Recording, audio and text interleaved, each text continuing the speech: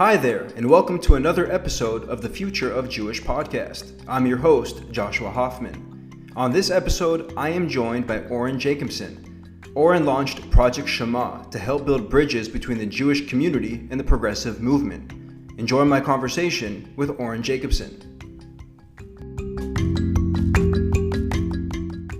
Oren, thank you so much for doing this. Really appreciate it. Why don't we start by you bringing us into your early years, your young adult years, where you're from, what you were doing, what you studied, so on and so forth.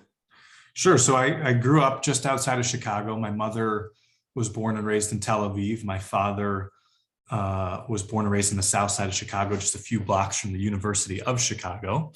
And, growing up in what was a very liberal, in terms of the American political sense, home, and a religiously conservative in the Judaic sense of the word home, I think in many ways had a very stereotypical life from young Jews in the late 20th century.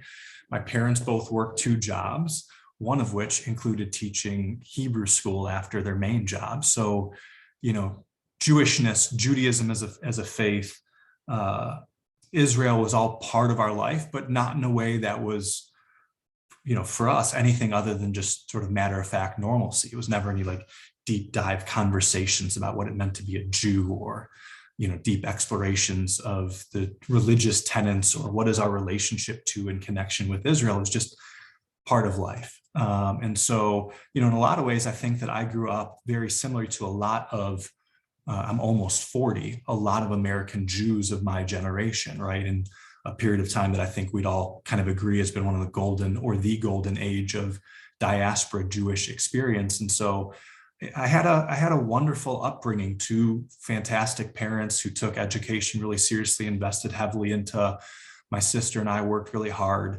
My mother, as an immigrant, has worked for herself her entire life here in America and has sort of lived the American dream in a lot of ways. And my dad was a teacher who did a lot of really amazing things, including setting up programs that brought kids from more, privileged areas into places that were systemically disinvested and try to bridge the divides across our city in particular in Chicago. And so I had a lot of great experiences. My formative years, sort of post college, I would say for a decade after college, was really just someone searching, and in many ways went away from home, both literally and figuratively, moved away from home literally. And I think in a lot of ways moved away from Jewishness and sort of like the core of my family in search of the world. And when I was 28, my grandfather passed away. He was living in Tel Aviv at the time, and I had never really heard his life story. He was a man of his generation, so to speak, and he wasn't a guy who talked a lot about the past. And my cousin, fortunately, had interviewed him a few months before he died, and that's when I learned sort of the full nature of his story. He was one of the 10% of Polish-born Jews to survive World War II. At the age of 16, his father told him he had to leave, because his father sort of, for whatever reason, understood what was happening with Hitler more than maybe others at the time. It was before Hitler invaded Poland, but certainly Hitler was on the rise. And my grandfather at the age of 16 ended up enlisting in the Jewish Brigade of the British Army and fighting in World War II in Africa before then coming back to the Mandate and then, into Tel Aviv and future Israel. Like so many other refugees after the war. And so, when you sort of come to terms with the reality of his life as a 16-year-old and then going through World War II and then the founding of Israel and all of the intensity of that, and then you sort of compare it to your own life and sort of how, frankly, easy things were, all the choices that I had, all the options and opportunities. At 28 years old, when I found out the truth of his life story, my life changed in a lot of ways. And I went from what I would say was pursuing a pretty self-centered, egocentric, selfish life, disconnected from my upbringing, my past, our collective past, to one that started to ask the questions about what were my obligations to us as Jews, to him personally, to the Jews who never survived, to the Jews who never existed. And really after that began a long, slow pivot back towards both coming home physically, moving back to Chicago, coming home spiritually, and coming home metaphorically back towards Jewishness. And for me, my Jewishness has never really been sort of deeply ingrained in the question of religion and in the practice of Judaism. It's much more, it's been about the cultural connection to the people and the history and all that we've been through, and also all that we, I think, contribute to society. And so I literally moved home a couple of years later and began a journey that's been heavily focused on what I would call civic engagement, both inside and outside the Jewish community, actually most of it outside of the Jewish community and a little bit inside. And that sort of, in a very quick nutshell, gets me to here. I wear a kippah in public, but it's not because I'm particularly religious. We can get into that if you want to, but that's how sort of far, both metaphorically, I went away from home and then literally came back home. That's amazing. So there's a lot there I want to unpack. Sure. First thing I want to ask you, it's quite, for somebody myself living in Israel almost for 10 years now, being originally from the States, of course, having a Israeli and an American parent, like, what was that like growing up? What were their parenting styles? Like, how did they talk about being Jewish and Judaism? Like, can you break that down for us? It's super interesting for me. So, there's the running joke, if obviously Israelis well, right? Like, Israelis argue, right?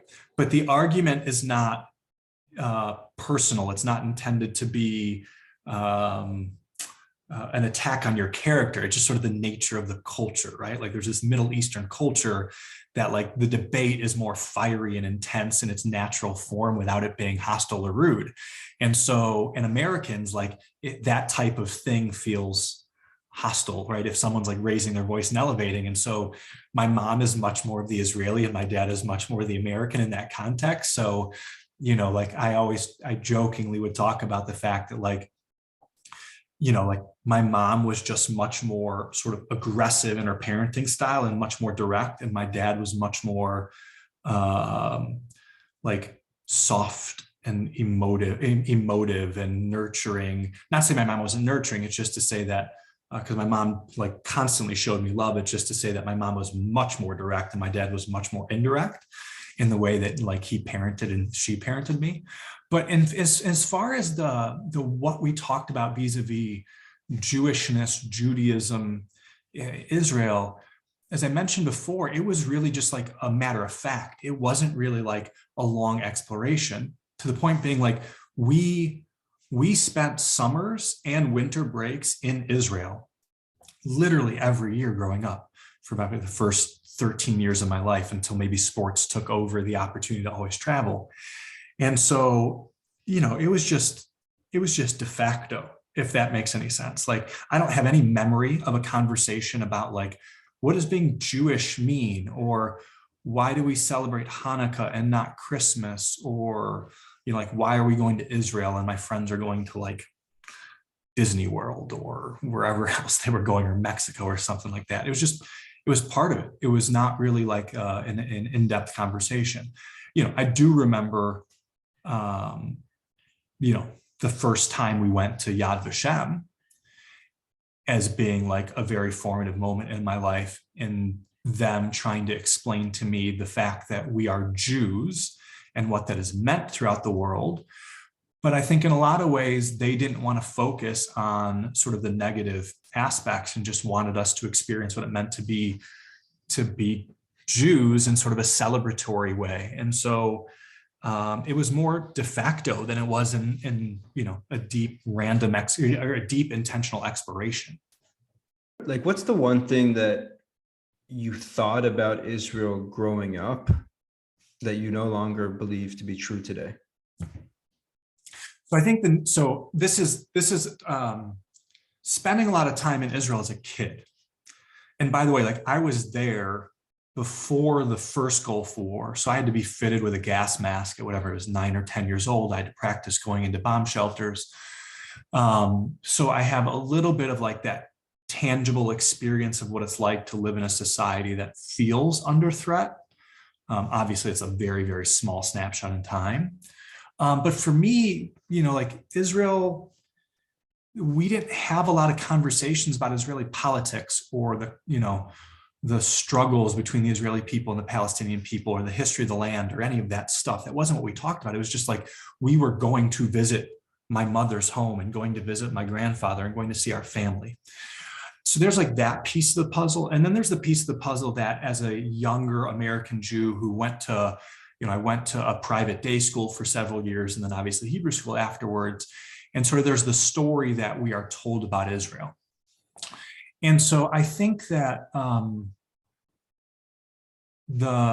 where I am now is sort of recognizing that there's a very big difference between sort of like the mythic stories we tell ourselves about the founding of any nation, America included, and the hard reality of the founding and evolution of those nations. And so I don't want to pretend that I'm an expert on Israel or on what it's like to be inside of Israel proper, let alone the way the dynamics play out. And I also think it's really important to say that like Israel is a lot more than the conflict between the Israelis and the Palestinians, right? There's a beautiful, thriving, innovative country that is full of a diverse group of people trying to live and deal with the normal problems of life and thrive in ways that many in our community haven't been able to in much of our history.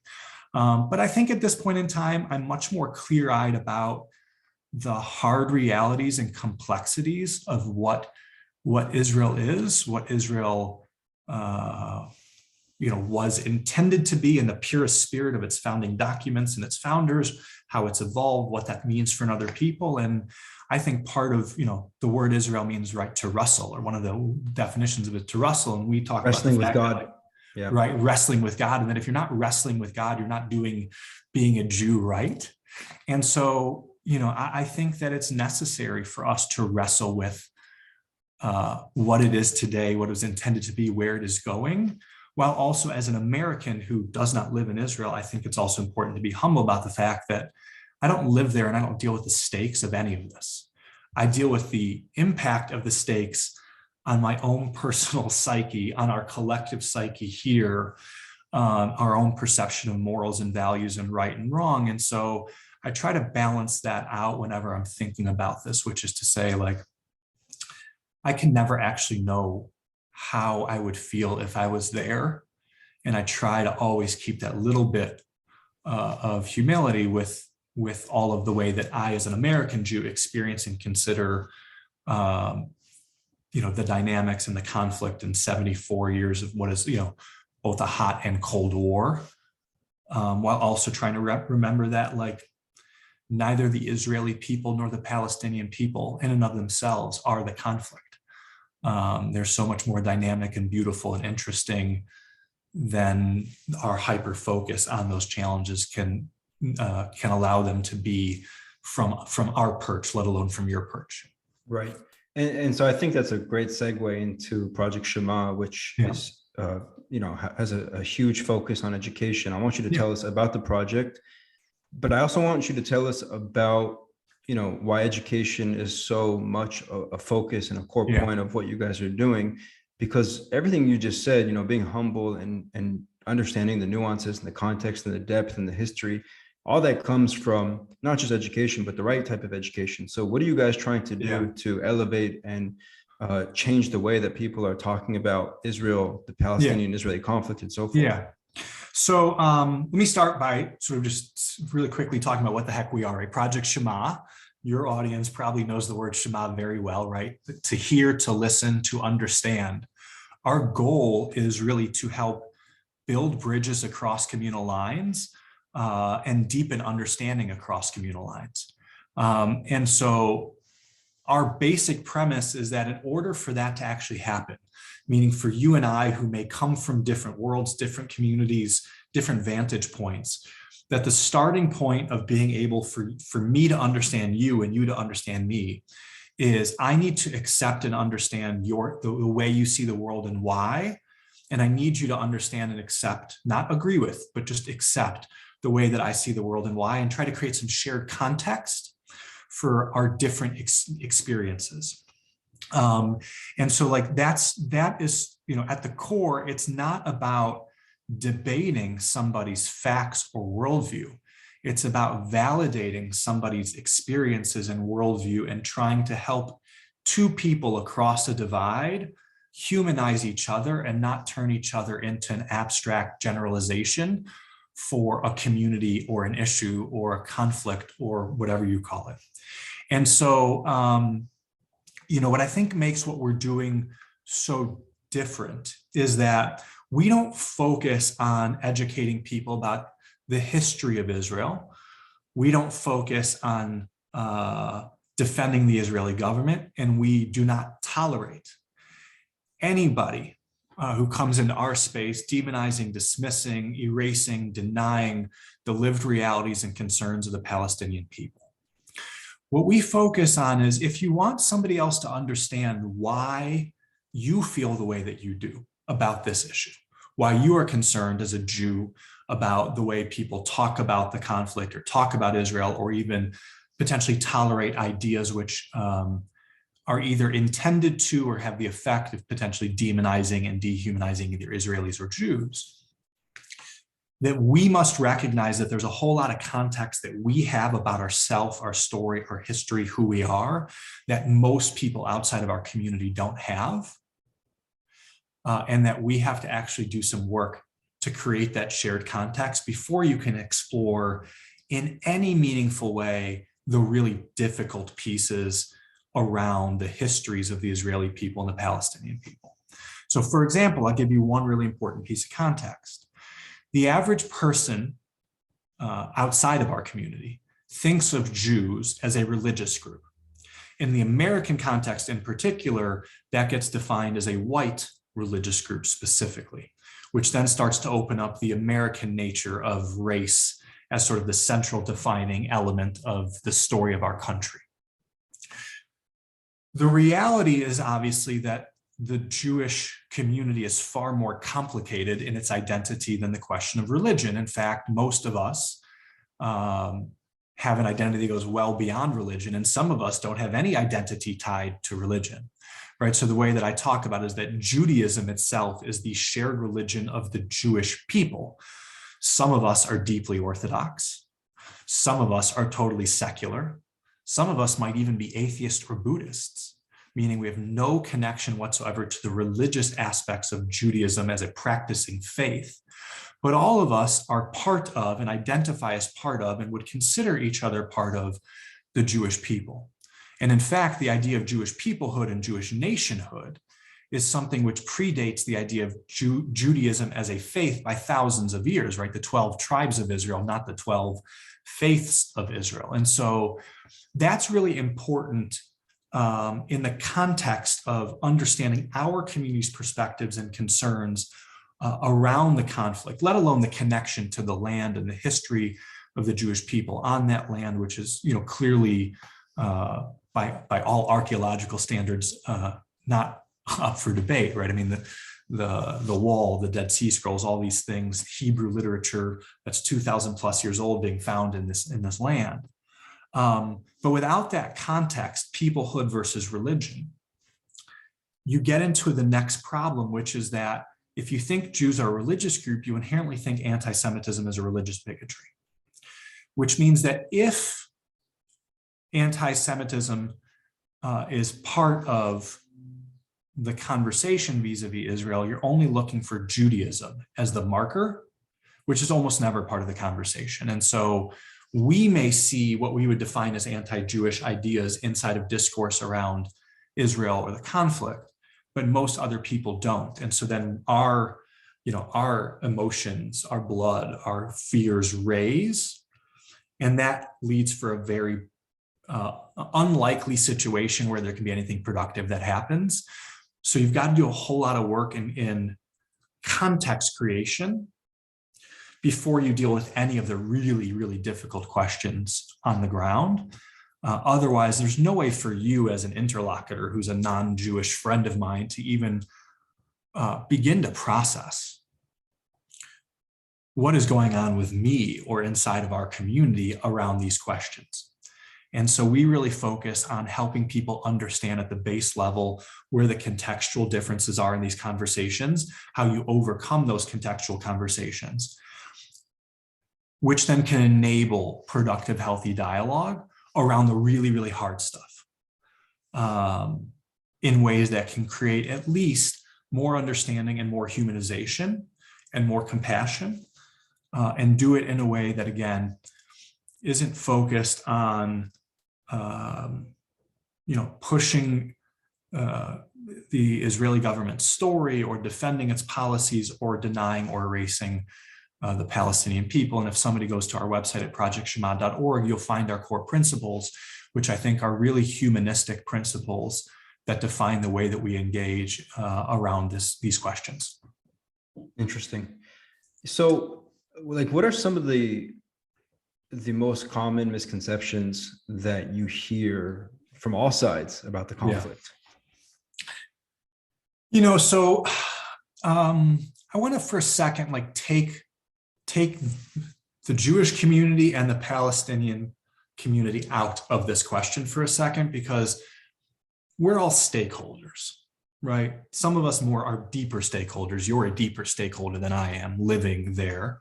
But we're all stakeholders. And so, I think it's really important, especially in the context of American politics and the American Jewish community's concerns, to sort of give lots of grace and compassion to Palestinians here and there, given the fact that they're on literally the other side of the coin of this issue, and their pain, their trauma, their history,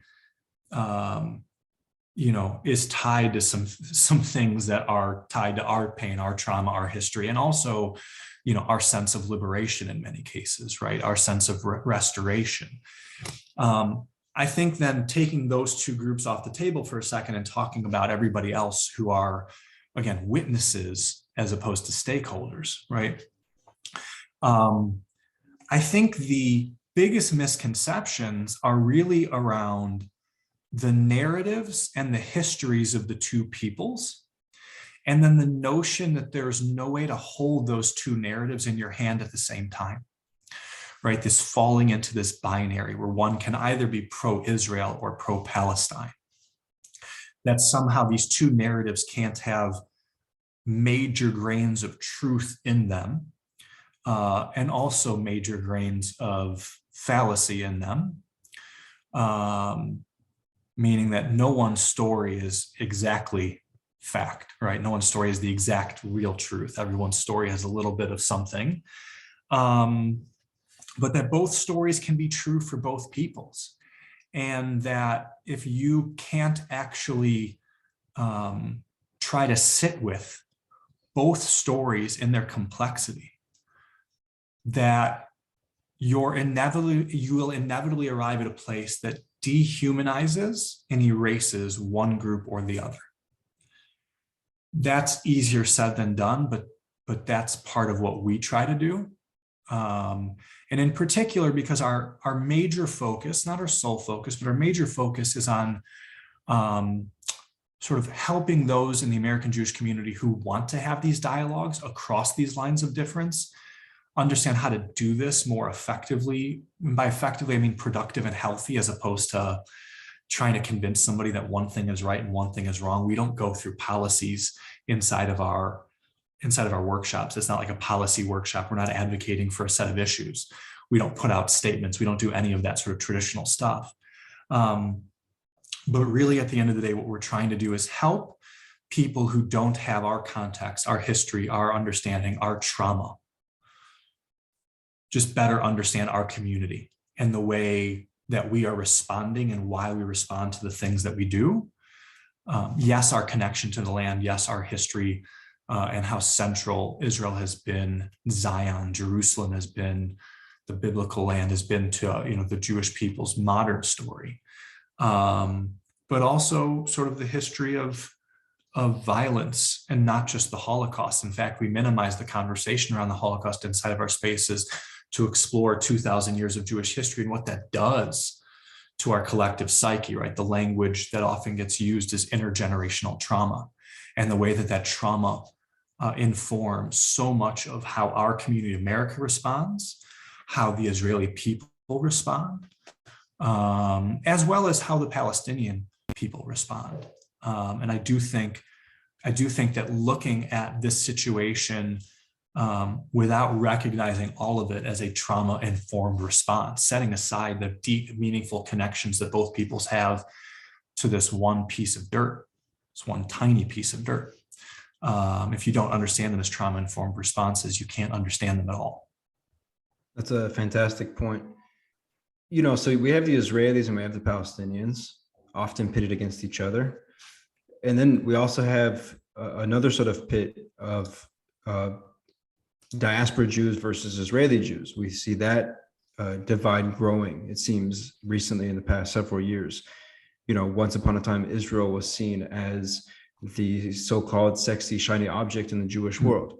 And now a lot of Jews around the world are not really, I don't like to use the word supportive of Israel, but they're not either engaged, they're indifferent, or they're outspoken against, the Israel that a lot of us know and love. Right. How, so the Israeli-Palestinian thing is one thing, but then the Israeli Jew versus diaspora Jew thing is another. How do we do better work in that sphere as well to ultimately get to a place where I think we all want to go? Yeah. So look, number one, I think in many ways, we don't actually know each other anymore. We have a stand-in in our heads of what Israel is and who the Israelis are, and Israelis may have a stand-in in their heads of what America is and who American Jews are. And by the way, I would say that the recent histories of both countries have probably shaken the foundation of that understanding. And so that only adds to the mix. I will speak only from my perspective as an American Jew, speaking as one American Jew, which is to say, I do feel an obligation as a Jew in what I think are religious tenets, our cultural values, and what I want for Israel, which is to be a light upon nations, to live up to the fullest extent of its own aspirations on its founding documents, to call out and to speak clearly to my family about what I'm meaning, us collectively as Jews, about where I see us veering off the path based on my perspective. At the same time, I also think it's really important to be humble about the fact that that's easier said than done from this perch here in the safety, of America than it is sitting inside of Israel proper, especially given what the last 74 years have been from 1948 forward and what life has been like there, to say nothing of what the decade beforehand was, to say nothing of the centuries beforehand in this territory, in this area. And so, I do think it's important for all of us to sort of speak clearly. And I know that if you want to hear people criticize Israel aggressively, the best thing to do is to go sit at a cafe in Israel.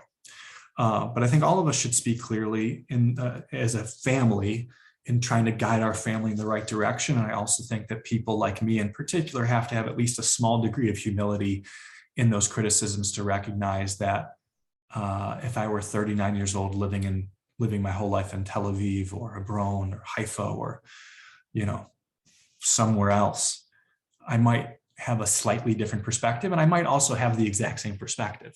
I know that there are plenty of Jews in Israel whose perspective is probably pretty similar to mine as a, sort of progressive American Jew critiquing policy decisions. So I do think that there is a need for us to re-engage with who we really are and get to know each other again as who we really are, and try to do that in a way that is not about judging the other, but about just trying to understand how and why we arrived where we have arrived.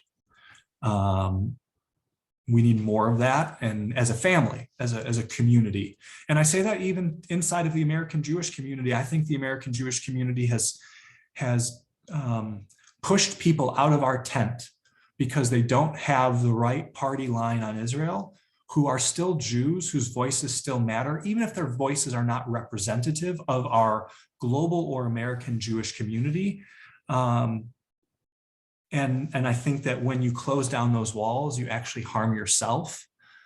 And I'd like to see that change moving forward. Well said, my friend. Oren, thank you so much for doing this. It's been a pleasure. Thank you for having me.